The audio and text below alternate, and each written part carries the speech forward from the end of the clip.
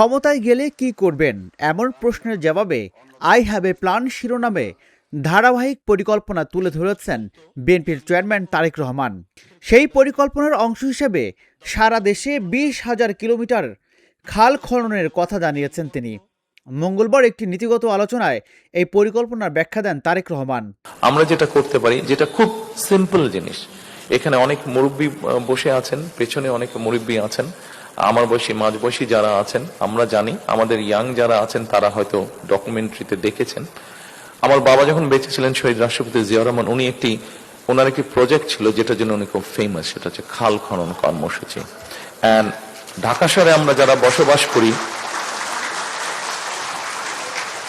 ঢাকা শহরে যখন যারা আমরা বসবাস করি তারা হয়তো ব্যাপারটার গুরুত্ব আমরা অতটা বুঝি না, কিন্তু যারা গ্রামে বসবাস করেন, জেলা উপজেলা শহরে বসবাস করেন, তাদের কাছে এই জিনিসটা অত্যন্ত গুরুত্বপূর্ণ। তবে আমার মনে হয় বিগত কয়েক বছরে, 10-15 বছরে, আমার ধারণা এখন ঢাকা শহরে আমরা যারা বসবাস করি, ঢাকা শহরের যারা অধিবাসী আমরা, তারাও বোধহয় খাল খননের প্রয়োজনীয়তাটা অনুভব করছি আমরা। কারণ ঢাকা শহরে আমরা বিভিন্ন খালগুলো ভরাট হয়ে যাবার ফলে কি সমস্যা হচ্ছে, এটা আমরা ঢাকা শহরে প্রায় 3 কোটি মানুষ বাস করছি, প্রত্যেকেই কোনো না কোনো ভাবে এটার পেইনটা আমরা বুঝতে পারছি। কাজেই সম্মানিত উপস্থিতিবৃন্দ, আই হ্যাভ এ প্ল্যানের একটি অংশ হচ্ছে যে আমরা আগামী 12 তারিখে যে নির্বাচন, এই নির্বাচনে ইনশাল্লাহ বাংলাদেশ জাতীয়তাবাদী দল সরকার গঠনে সক্ষম হলে জনগণের ম্যান্ডেট নিয়ে আমরা সমগ্র বাংলাদেশে 20,000-এর মতন কিলোমিটারের মতন খাল আমরা খনন করতে চাই।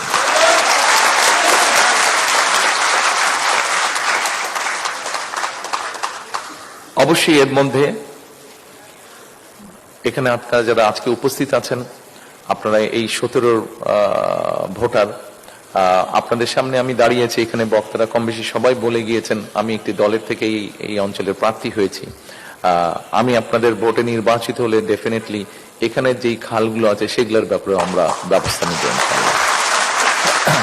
আর খুব স্বাভাবিকভাবেই যেহেতু এই অঞ্চলে আছি, এই অঞ্চলে যদি মশা বেশি হয়, মশা তাই একা আপনাকে কামড়াবে না, আমাকেও কামড়াবে।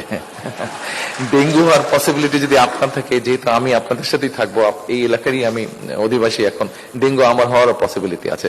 কাজে আমার যদি নিজেকেও রক্ষা করতে হয়, তাহলে আপনাকেও আমার রক্ষা করতে হবে। আপনাকে রক্ষা করতে পারলেই আমি রক্ষা হব। আই হ্যাভ এ প্ল্যান মানে শুধু প্রতিশ্রুতি নয়, এর মানে দেশের সমস্যা কোথায়, সমাধান কিভাবে এবং কোন অগ্রাধিকার ভিত্তিতে করা হবে তার একটি স্পষ্ট রোডম্যাপ। তার মতে, খালকেন্দ্রিক পানি ব্যবস্থাপনা ছাড়া কৃষি ও গ্রামীণ অর্থনীতি টেকসই করা সম্ভব নয়। আই হ্যাভ এ প্ল্যানের মধ্যে একটি প্ল্যান আছে, এটি ঢাকা শহর তো অবশ্যই আছে, শুধু ঢাকা শহর না, ঢাকা শহর নিয়ে সমগ্র বাংলাদেশের নিয়ে একটি প্ল্যান আছে আমাদের প্ল্যান হচ্ছে আমরা 5 বছরে আমরা 25 কোটি গাছ আমরা রোপণ করতে চাই, বছরে 4 থেকে 5 কোটি গাছ। আপনারা হয়তো বলতে পারেন, তারেক রহমান আপনি বলে দিলেন, এতই সহজ নাকি 4 থেকে 5 কোটি গাছ রোপণ করা প্রতি বছর? এই প্রশ্নটা হওয়া স্বাভাবিক। আপনাদের কারো কারো হয়তো জানা আছে, সবার জানা না থাকলেও, আমাদের যে 465টির মতন উপজেলা আছে, 465টি উপজেলা, প্রত্যেকটি উপজেলায় এক একটি সরকারি নার্সারি আছে। এই সরকারি নার্সারিগুলোর বা গার্ডেন সেন্টার নার্সারি যেটাই আমরা বলি না কেন, এই নার্সারিগুলোর প্রোডাকশন ক্যাপাসিটি, অর্থাৎ চারা তৈরি করার capacity round about 25,000 on an average.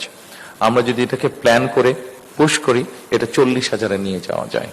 এ সময় বিরোধী দলের সমালোচনা করার চর্চা থেকে বেরিয়ে আসার ইঙ্গিত দেন তারেক রহমান। কল করেন, আপনি অ্যাম্বুলেন্স পাবেন না, পাবেন না।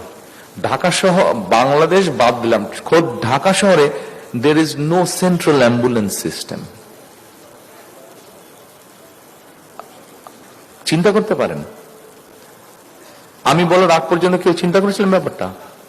বিএনপি কিন্তু ব্যাপারটা চিন্তা করেছে। আমি শিওর আপনারা এভাবে চিন্তা করেননি ব্যাপারটা, বিএনপি চিন্তা করেছে। এই মুহূর্তে বাংলাদেশ বাদ দেন, খোদ ঢাকা শহর রাজধানী, এখানে কোনো সেন্ট্রাল অ্যাম্বুলেন্স সিস্টেম নাই। জেলা উপজেলা সব জায়গায় বাদই দিলাম আমরা।